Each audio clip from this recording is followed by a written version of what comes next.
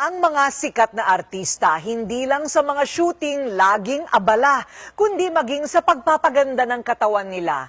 Para syempre, lagi silang magaganda at macho sa paningin ng mga fans. Nakita nyo naman ang kaseksihan ni Piolo Pascual, Daniel Matsunaga. Heto at i-reveal ang sikreto ng katawan sa katawan.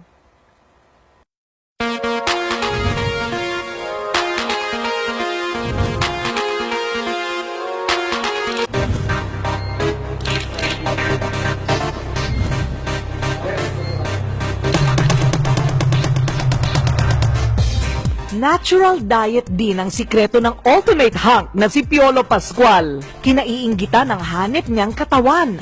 Aktibo ngayon si Piolo sa triathlon. I got into sports na I would say tinitest yung kakayahan ko in terms of endurance, resistance, and how else I can improve my immune system. Kahit busy si Piolo, may panahon siya sa pag-aalaga ng katawan.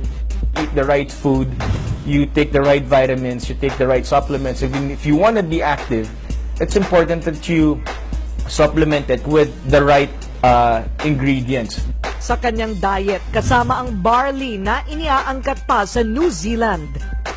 Ang barley actually, classified siya as food. Pag sinabing food, kumpleto siya sa macronutrients, carbohydrates, proteins, fats, no? Or yung lipids. Plus yung mga micronutrients na enzymes, mga amino acids, vitamins, minerals. Lalakas ang kanilang immune system.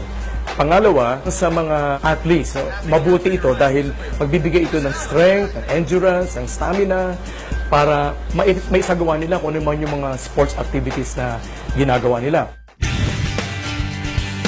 Dapat daw tandaan na kailangan ng disiplina sa pagpapaganda ng katawan at wastong kalusugan. Nang sa gayon, ang resulta nito'y kabibiliban.